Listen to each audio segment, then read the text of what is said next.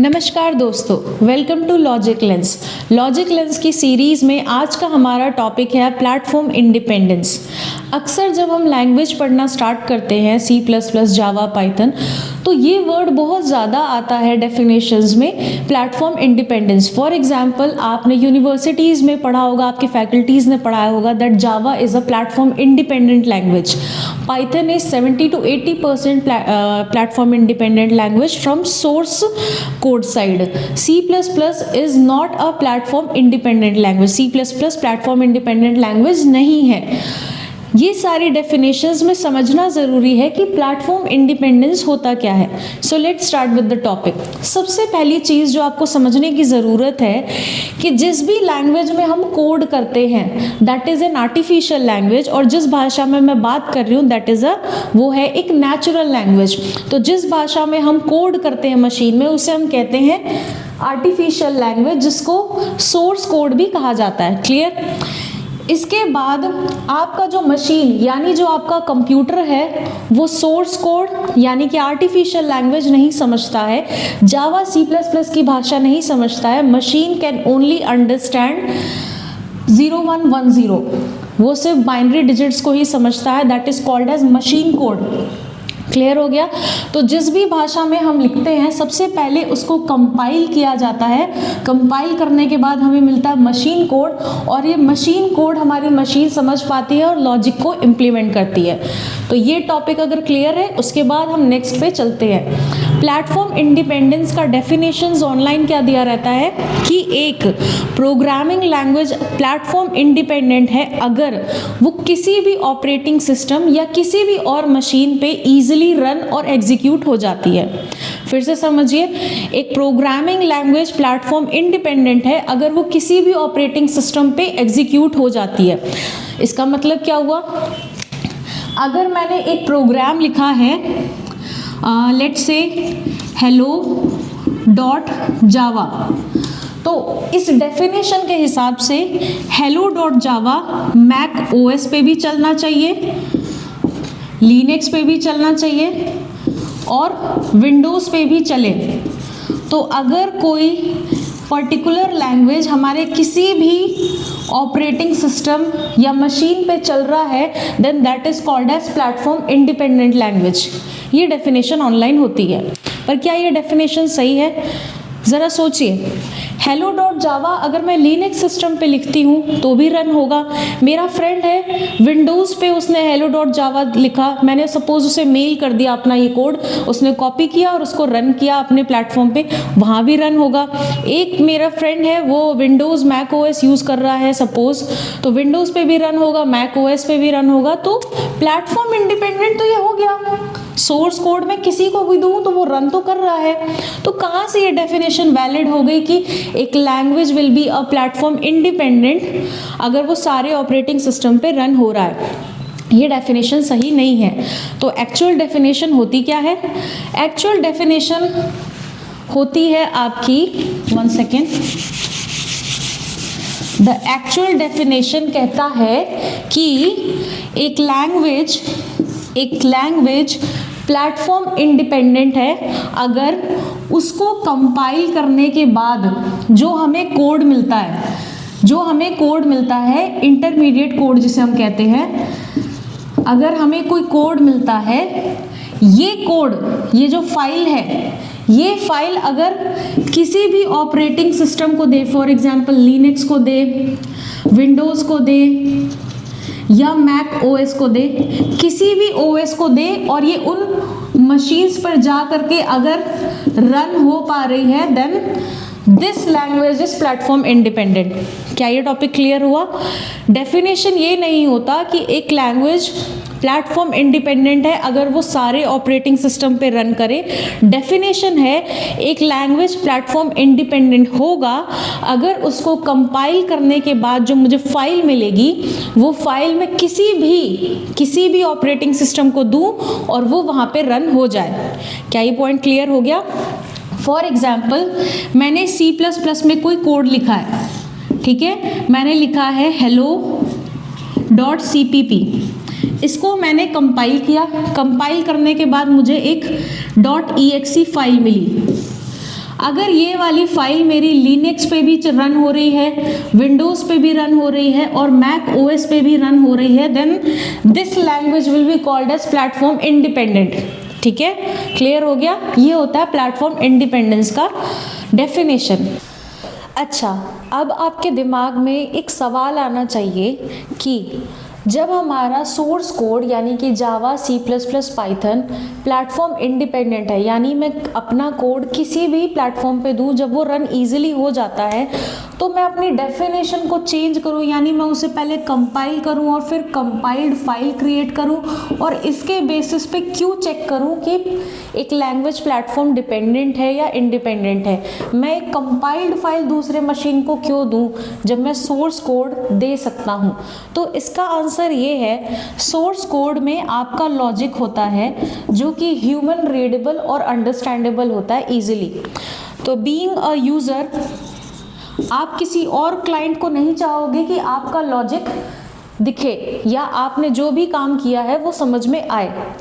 तो डेटा को प्रिजर्व करने के लिए और डेटा को सिक्योर करने के लिए डायरेक्टली हम सोर्स कोड नहीं देते हैं, हम उसका कंपाइल्ड फाइल जो होता है, जो किसी इंटरमीडिएट फॉर्मेट में होता है, हम वो वाली फाइल देते हैं किसी मशीन पे रन होने के लिए। पहला पॉइंट ये। सेकेंड रीज़न होता है कंपाइलेशन टाइम। कंपाइलेशन टाइम, क्यों हम सोर्स कोड जो है नहीं देते हैं और उसका कंपाइल्ड फाइल हम जनरली दूसरे सिस्टम पे या दूसरे यूज़र को देना प्रेफर करते हैं, उसका सेकंड रीज़न है कंपाइलेशन टाइम। फॉर एग्जांपल, एक डेवलपर है जिसने कोड लिखा है जो कि 1 लाख लाइन का है। अगर 1 लाख लाइन का कोड है तो उसे कंपाइल करने में सपोज हम मान लेते हैं कि 1 आवर लगा, और उसकी टीम में ऐसे 5 और डेवलपर्स हैं जो कि अपने लोकल मशीन में उस कोड को रन करके चेक करना चाहते हैं, उसकी फंक्शनैलिटी को चेक करना चाहते हैं। तो अगर ये बंदा अपना सोर्स कोड इन 5 डेवलपर्स को देगा तो 5x1 5 घंटे लगेंगे एक सोर्स कोड को चेक करने में। ये तो मैं बहुत कम टाइम बता रही हूँ, जनरली 5-5 दिन भी लग जाता है कंपाइल करके कोड को समझने में। तो 5 घंटे लगे इस पूरी टीम को समझने में ये कोड सही है या नहीं। अब इसकी जगह ये डेवलपर अगर कंपाइल्ड कोड ही अपना देता, ना कि सोर्स कोड, जो कंपाइल होके हमारे पास कोड आया था, इसको कंपाइल करने के बाद जो हमें कोड आया था, अगर डेवलपर सीधे ये वाला कोड देता तो क्या इन डेवलपर्स का कंपाइलेशन टाइम नहीं घट जाता? इन्हें बार बार 5 बार रिकम्पाइल नहीं करना पड़ता। तो सेकेंड रीज़न ये भी होता है कि कंपाइलेशन टाइम घटाने के लिए एक कंपाइल्ड कोड को बार बार रिकम्पाइल ना करना पड़े, इसलिए भी हम सोर्स कोड नहीं देते हैं और उसका कंपाइल्ड फाइल जो क्रिएट होता है हम वो देना प्रेफर करते हैं। नेक्स्ट हम समझने की कोशिश करते हैं कि C++ प्लेटफॉर्म इंडिपेंडेंट क्यों नहीं है और जावा प्लेटफॉर्म इंडिपेंडेंट है। Let's go with the topic. Suppose हमारे पास एक C++ की फाइल है hello.cpp। हमारे पास ये एक सोर्स कोड है, ठीक है। हमने इस सोर्स कोड को कंपाइल किया। C++ में जब आप अपने कोड को कंपाइल करते हो तो डायरेक्टली वो मशीन कोड देता है, यानी कि 0110 फॉर्मेट में देता है, जो कि मशीन के द्वारा ही समझा जा सकता है, ठीक है। तो ये मशीन कोड जो कंपाइल होकर के आता है ये स्पेसिफिक होता है, it is specific to particular, जिस सिस्टम पे ये रन हो रहा है उस OS के CPU के लिए स्पेसिफिक होता है। फॉर एग्जांपल, ये कोड मैं विंडोज़ में रन कर रही हूँ तो विंडोज़ CPU स्पेसिफिक ही मशीन कोड मुझे बन करके मिलता है। अब ये विंडोज़ का जो मशीन कोड मिला है, अगर मैं चाहूँ कि किसी लिनक्स यूज़र को दूँ और यहाँ पे ये रन हो जाए, वो पॉसिबल नहीं है। लिनक्स का CPU will not be able to understand Windows के CPU का मशीन कोड। हमने एक कोड को रन किया, CPU C++ का हमारा कोड था, उसे हमने कंपाइल किया, कंपाइल करने के बाद हमें मशीन कोड मिला। मशीन कोड जो मिलता है वो उसी ऑपरेटिंग सिस्टम के CPU के हिसाब से मिलता है, जो उस ऑपरेटिंग सिस्टम का CPU समझ पाता है वही हमें मशीन कोड मिलता है। तो फॉर एग्जांपल मैं विंडोज़ पे काम कर रही हूँ, तो विंडोज़ का जो मशीन कोड मिला है वो किसी लिनक्स यूज़र को समझ में नहीं आएगा, और लिनक्स यूज़र का अगर मशीन कोड मिला है वो किसी मैक ओएस के यूज़र को नहीं समझ में आएगा। तो इसलिए C++ जो है हमारा प्लेटफॉर्म इंडिपेंडेंट नहीं होता है, क्योंकि डायरेक्टली हमें एक मशीन कोड मिलता है, मशीन कोड हम किसी और ऑपरेटिंग सिस्टम पे रन नहीं कर सकते क्योंकि वो उसी ऑपरेटिंग सिस्टम के लिए बना है, इसीलिए ये क्या होता है, प्लेटफॉर्म इंडिपेंडेंट नहीं होता है। अब समझने की कोशिश करते हैं जावा प्लेटफॉर्म इंडिपेंडेंट क्यों होता है, क्योंकि जावा के पास एक मैजिक कंपाइलर है। आइए समझते हैं। ब्लैक पेन ज़्यादा अच्छा चल रहा है। ओके, सपोज हमारे पास है hello.java, इसको कंपाइल करेंगे। कंपाइल करने के लिए हमारे पास इसमें एक मैजिक कंपाइलर होता है जिसे हम कहते हैं जावा सी।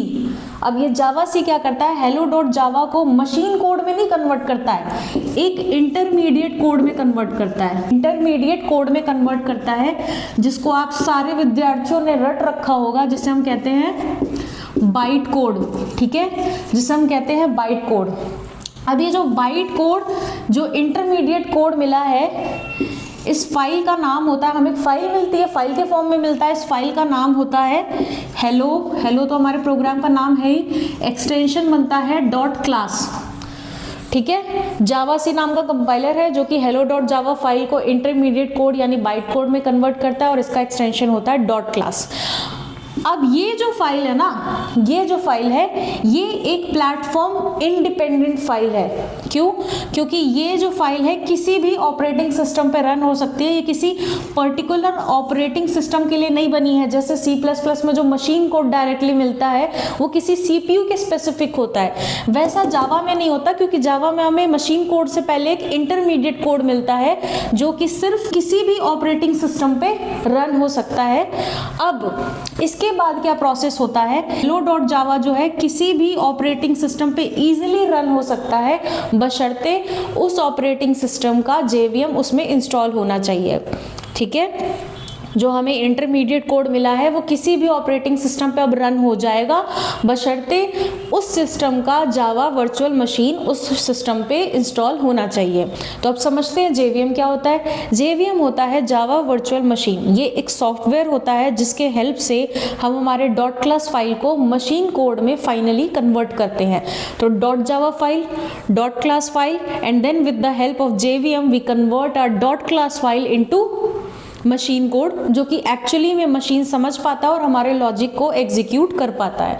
तो सिनेरियो ये है, आपका .java फाइल होगा जिससे हम जावा सी की हेल्प से .class फाइल बनाएंगे।